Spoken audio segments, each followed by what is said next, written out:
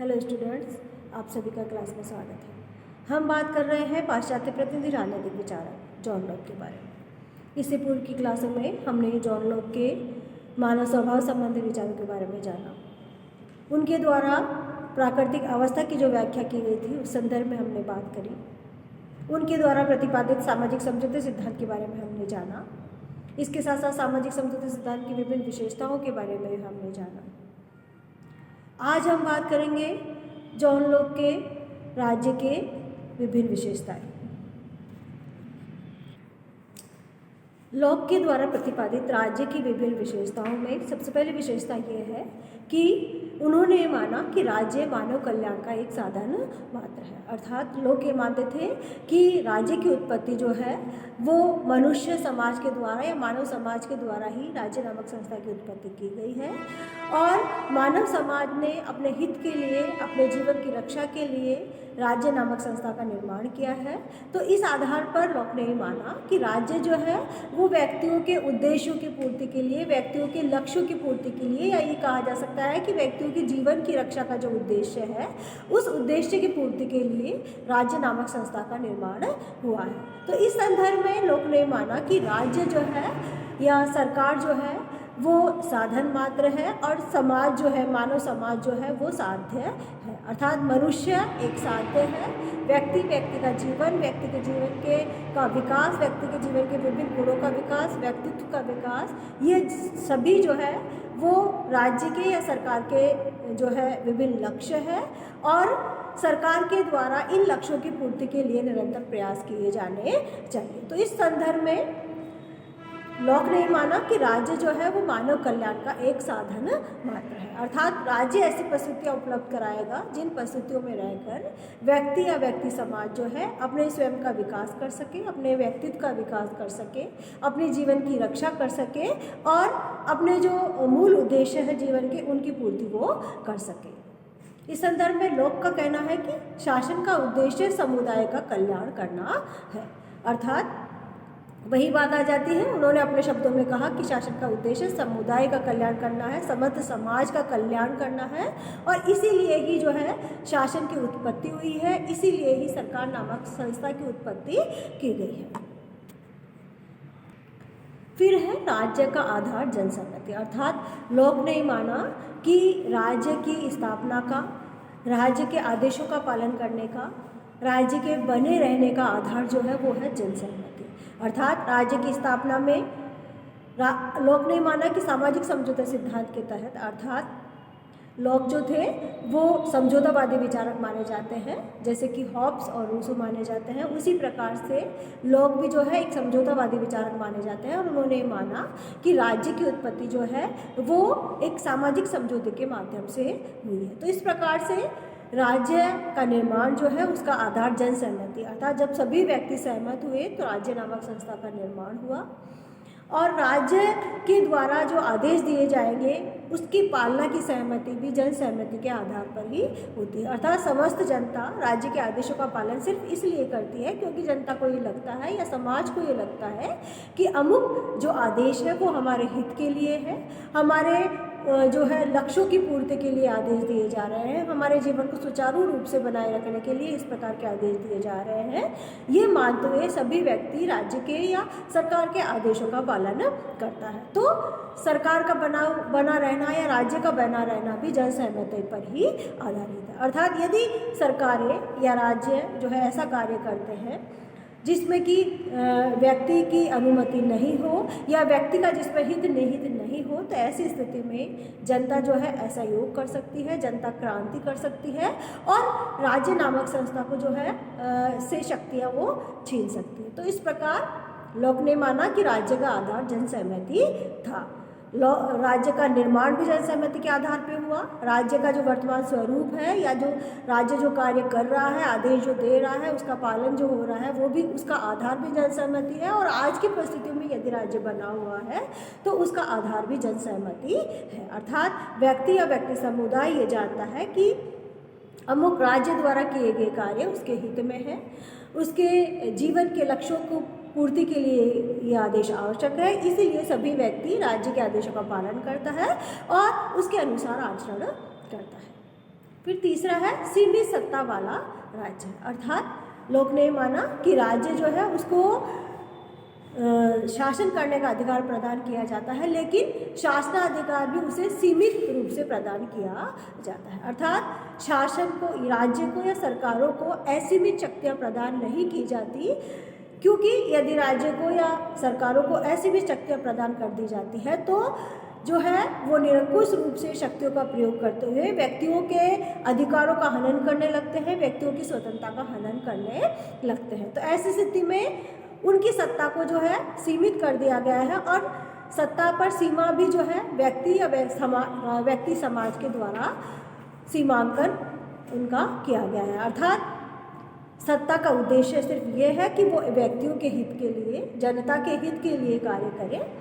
उसका हित व्यक्तियों के जीवन रक्षा करना है, उसका उद्देश्य जो है वो व्यक्ति या व्यक्ति समाज के जीवन की रक्षा करना है, उनके अधिकारों की रक्षा करना है, उनकी स्वतंत्रता की रक्षा करना है और ऐसी परिस्थितियाँ उपलब्ध कराना है जिसमें कि व्यक्ति जो है स्वयं के व्यक्तित्व का विकास कर सके।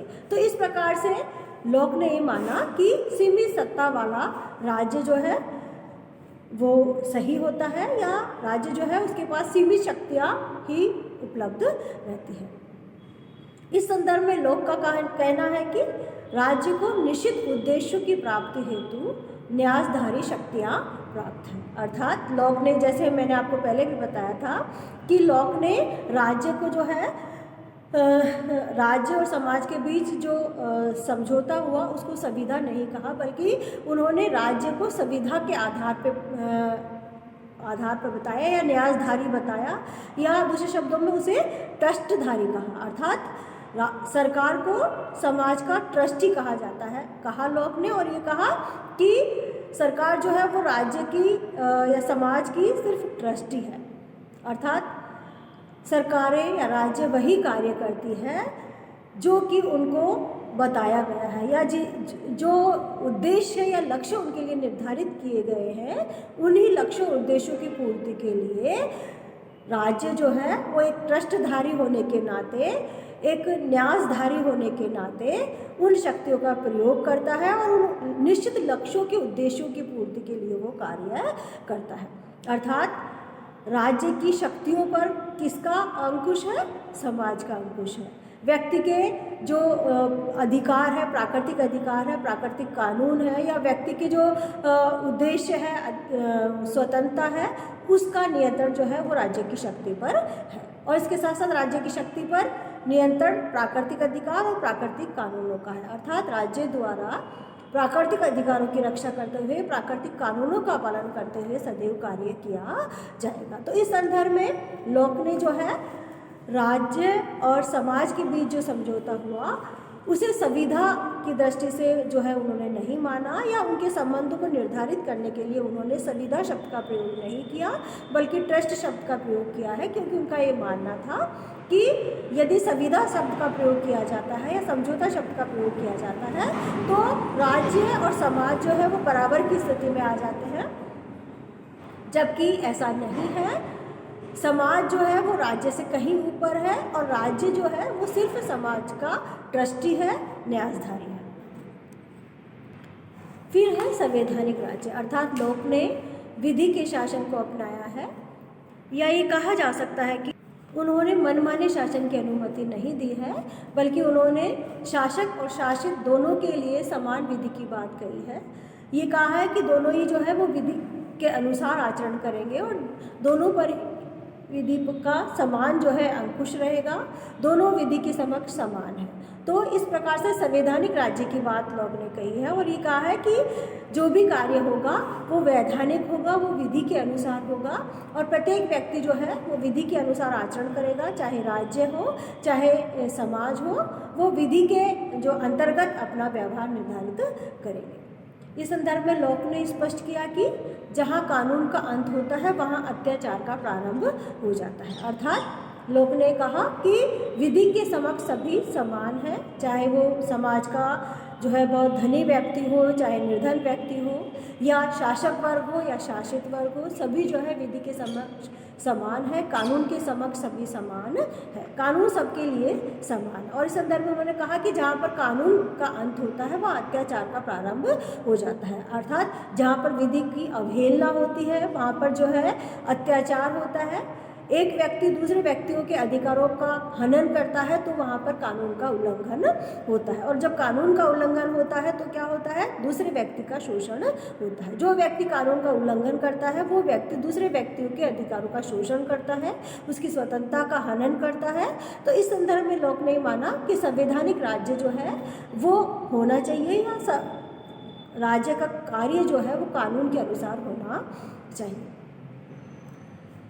फिर है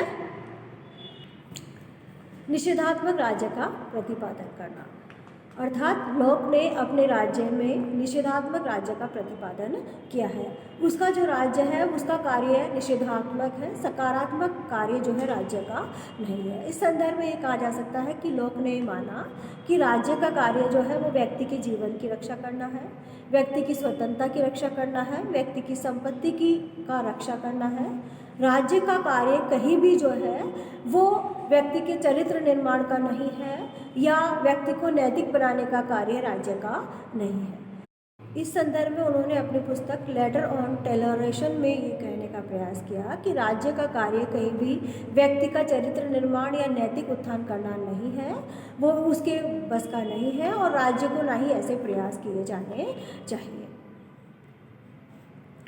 निष्कर्ष तौर पर कहा जा सकता है कि लोक का राज्य व्यक्तियों के कल्याण के लिए निर्मित, सीमित और संवैधानिक सत्ता वाला तथा जन सहमति पर आधारित राज्य है। अर्थात निष्कर्ष तौर पर ये कह सकते हैं कि लोक का राज्य व्यक्तियों के कल्याण के लिए निर्मित किया गया राज्य है, अर्थात संवैधानिक समझौते सामाजिक समझौते के माध्यम से राज्य का निर्माण हुआ है। उसको सीमित शक्तियाँ प्रदान कर दी गई है, जैसे कि उन्होंने अपनी रचना शासन पर 2 निबंध में कहीं भी संप्रभुता शब्द का प्रयोग नहीं किया है, और शासन की सीमित शक्ति की उन्होंने सदैव बात कही है। और उन्होंने कहा है कि शासन जो है वो संवैधानिक सत्ता वाला तथा जन सहमति पर आधारित राज्य है, अर्थात शासन की जो शक्ति है वो संवैधानिक कानूनों पर आधारित है, विधि के पर आधारित है, और विधि जो है वो जन सहमति के आधार पर निर्मित होती है, जनता के हित के लिए निर्मित होती है। तो एक शासक तभी तक शासन कार्य कर सकता है जब तक कि उसे जन सहमति प्राप्त हो, जब तक कि उसे जनता का विश्वास प्राप्त हो, तब तक ही एक राज्य जो है या एक सरकार जो है वो कार्य कर सकती है। तो इस प्रकार से लोक ने जो है राज्य को व्यक्तियों के द्वारा निर्मित माना कि व्यक्तियों ने स्वयं जो है राज्य का निर्माण किया है, सीमित शक्तियों वाला माना, अर्थात संवैधानिक सत्ता का वो प्रयोग किया जाना वाला होना चाहिए, और जन सहमति पर अर्थात जनता का विश्वास, जनता का जो है सहमति उसे प्राप्त होनी चाहिए। ये हो गया आज का आपका टॉपिक। अब मैं आपको एक बार सारी स्लाइड्स दिखा देती हूँ।